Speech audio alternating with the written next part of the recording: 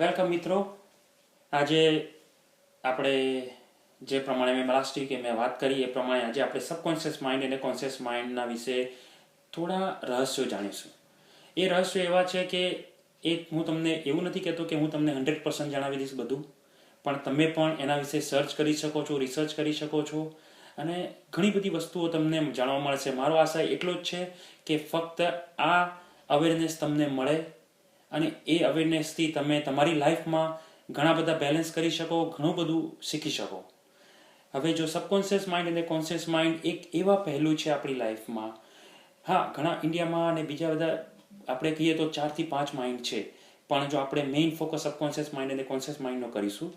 હવે subconscious mind આપણે સમજી લો કે આપણે મેઇનલી આપણા માઇન્ડ જે કહેવાય એમાં 10% આપણા 10% માઇન્ડનો જ ઉપયોગ કરતા હોઈએ છીએ, જે આપણું કોન્શિયસ માઇન્ડ છે. હવે કોન્શિયસ માઇન્ડ અને સબકોન્શિયસ માઇન્ડનો જો હું તમને ઇઝીલી એક સિમ્પલ એક્ઝામ્પલ આપી દઉં તમને, તો તમે એક જ વસ્તુ વિચારો કે તમે કોઈ જહાજ હોય. હવે એ જહાજને આપણે પાણીમાં એમનેમ જ છોડી દઈએ. એ જહાજ જો પાણીમાં એમનેમ જ છોડી દઈએ અને એને ચાલુ થઈ ગયું, તો પછી એ જહાજ તરશે ખરું? યસ.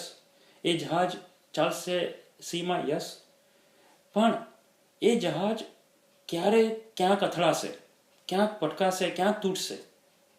એનો મિનિંગ શું થયો કે એના કેપ્ટન વગર એ જહાજનો કોઈ કામ નથી.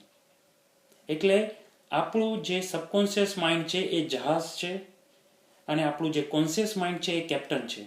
હવે જો કેપ્ટનનો એ જહાજમાં આપણે કેપ્ટન મૂકી દઈએ તો શું થશે? જો કેપ્ટન મૂકી દઈએ તો એ જહાજને એક કંટ્રોલ આવી જશે, એ જહાજને ક્યાં જવાનું છે એ ખબર પડશે. એટલે એ કેપ્ટન જે પ્રમાણે આદેશ આપશે એ પ્રમાણે એ જહાજ એના ડેસ્ટિનેશન ઉપર પહોંચશે અને એ ડેસ્ટિનેશન ઉપર પહોંચી અને તમે સમજી લો એ જ પ્રમાણે તમારી જે લાઈફ છે એમાં તમારે જે ડેસ્ટિનેશન ઉપર પહોંચવું છે, તમારે જે અચીવ કરવું છે, એ પ્રમાણે તમે આ બંને માઇન્ડનો ઉપયોગ કરીને કરી શકો છો.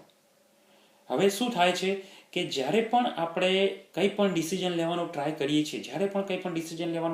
છીએ, ત્યારે આપણા જે સબકોન્શિયસ માઇન્ડમાં જે વસ્તુ સ્ટોર થયેલી છે, જ્યારે આપણે નાના હતા ત્યારે એક વસ્તુ પહેલાથી જ એક વસ્તુ સ્ટોર થઈ જાય છે કે આપણા મમ્મી પપ્પા કે આપણા ફ્રેન્ડ કોઈ પણ કે આ નથી કરવાનું, તારે આવું ના કરાય, આવું ના કરાય, આ ના કરાય, પેલું ના કરાય, તું આવું ના કરી શકે, જેથી તારામાં કેપેસિટી નથી. એટલે એ વસ્તુ આપણા સબકોન્શિયસ માઇન્ડમાં સ્ટોર થયા જાય છે. હવે જો એ વસ્તુ જે સ્ટોર થયેલી છે એ વસ્તુ એના પ્રમાણે જ ચાલે છે. જો કોન્શિયસ માઇન્ડ એના ઉપર જો આપણે કોન્શિયસ માઇન્ડથી વિચારીએ અને કહીએ કે યસ આઈ કેન અચીવ, ત્યારે સબકોન્શિયસ માઇન્ડમાં એવો વિચાર આવે છે, ના યાર, લાસ્ટ ટાઈમ મેં આ ટ્રાય કર્યો હતો પણ આમાં તો હું ફેલ થયો હતો, એટલે મને નથી લાગતું કે હું આ કરી શકીશ. એટલે પાછું તમે એમાં પાછા બેકવર્ડ થઈ જાઓ છો. એટલે આ સબકોન્શિયસ માઇન્ડ અને કોન્શિયસ માઇન્ડનો જે કોન્સેપ્ટ છે એ તમારા માટે ઇમ્પોર્ટન્ટ છે અને તમારે એના માટે રિસર્ચ કરવું જ પડશે. એટલું બધું કહેવાય કે ભાઈ આપણે સમજી લો કે આપણે કોઈ હાથી અને મહાવતનો એક જો એક્ઝામ્પલ લઈએ, તો હાથી એમનેમ કોઈ કામનો નથી, એમનેમ ફર્યા કરશે, જંગલમાં ફર્યા કરશે. જો એના પર મહાવત હશે તો એનો કંટ્રોલ રહેશે, અંકુશ રહેશે. તો આપણે સમજી લો કે હાથી એ સબકોન્શિયસ માઇન્ડ છે જે બધું જ એડોપ્ટ કરે છે. આપણું સબકોન્શિયસ માઇન્ડનું કામ એટલું જ છે કે બધી વસ્તુઓ એડોપ્ટ કરવાની. અને જેમ યુનિવર્સની મેં લાસ્ટ ટાઈમ વાત કરી હતી, આપણું જે યુનિવર્સ એનર્જીથી બનેલું છે, એટલે આપણે જે પણ સબકોન્શિયસ માઇન્ડમાં આપણે મૂકીએ છીએ એ એક્ઝિક્યુટ કરે છે આપણું માઇન્ડ. એટલે ફોર એક્ઝામ્પલ, તમે જે વિઝ્યુઅલાઇઝેશનની મેં વાત કરી હતી, એ વિઝ્યુઅલાઇઝેશન કરો અને જે એક્સરસાઇઝ કરો, એમાં તમારું જે સબકોન્શિયસ માઇન્ડમાં તમે એક મૂકો છો કે ભાઈ આઈ વોન્ટ ધીસ. એટલે સબકોન્શિયસ માઇન્ડ શું કરે છે, એ તમે એવરીડે વિચારો છો કે આઈ વોન્ટ ધીસ, એટલે એના ઉપર એ અમલ કરવાનો ટ્રાય કરે છે, એના ઉપર એ પોતાનું વર્ક કામ ચાલુ કરે છે. એટલે એનું મિનિંગ એ જ છે કે આપણે જે સબકોન્શિયસ માઇન્ડમાં નાખીએ છીએ એ ધીરે ધીરે આપણને એ એક્સપિરિયન્સ આપણને ફ્યુચર લાઈફમાં મળે છે. એટલે કોન્શિયસ માઇન્ડ અને સબકોન્શિયસ માઇન્ડને બેલેન્સ કરવા માટે આપણે ઘણું બધું કરી શકીએ છીએ. જેથી જેવું કહીએ કે ભાઈ આપણે આપણા માઇન્ડમાં જે પણ બધા વિચારો આવે છે, જે પણ આ બધું યુનિવર્સમાં થઈ રહ્યું છે એના વિશે તમારે બધું ઘણું બધું જાણવું એ ઇમ્પોર્ટન્ટ છે, જેથી તમારી અત્યારની જે લાઈફ આપણી હાર્ડ જે જઈ રહી છે એને તમે ઇઝીલી કરી શકો, થોડી સ્મૂથ કરી શકો, જેથી બધાને ફાયદો થાય.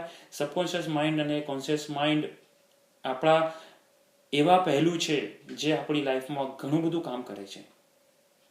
હવે એક વસ્તુનો જો તમને વાત કરું તો ભાઈ સબકોન્શિયસ માઇન્ડ એક સમજી લો, જેમ આપણે અલ્લાઉદ્દીન અને જીનીની વાત કરી હતી, તો એનું કામ એક જ છે, એ તમારો જીની છે.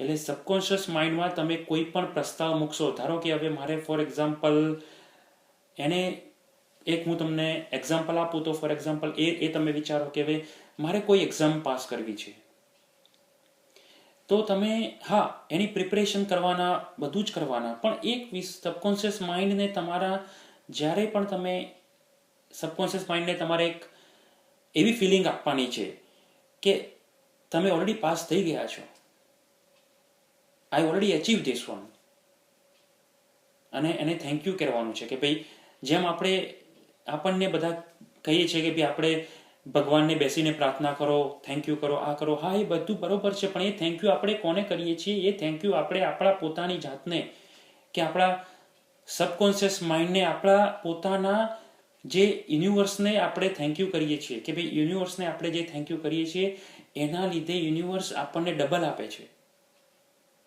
એક કોન્સેપ્ટ છે જે ઘણો બધો ડીપલી છે, જે જાણવો જરૂરી છે. યુનિવર્સ આપણને એટલું જ રિટર્ન કરે છે. એટલે આપણું સબકોન્શિયસ માઇન્ડ આપણને આપણે જે પણ એને આદેશ આપીએ છીએ, જેમ હાથી અને મહાવત જે પણ આદેશ આપે છે એ પ્રમાણે જ હાથી એ ચાલે છે. એ પ્રમાણે આપણે જો આપણા કોન્શિયસ માઇન્ડથી આપણા સબકોન્શિયસ માઇન્ડને જો આદેશ આપીએ છીએ, જે એના ઉપર એ ધીરે ધીરે કામ કરવાનું શરૂ કરે છે. તો આનું તમે જરૂરથી રિસર્ચ કરજો, જરૂરથી જાણજો, અને આપણા નેક્સ્ટ વિડીયોમાં હું તમને મેડિટેશન વિશે થોડી એક બિગિનરની જાણકારી આપીશ. અને ડેફિનેટલી જો તમને આ બધા વિડીયો ગમે તો ચોક્કસથી સબસ્ક્રાઈબ કરજો, અને તમારી જો કોઈ કોમેન્ટ હોય, કોઈ ક્વેશ્ચન હોય તો જરૂરથી પૂછજો મને. Thank you.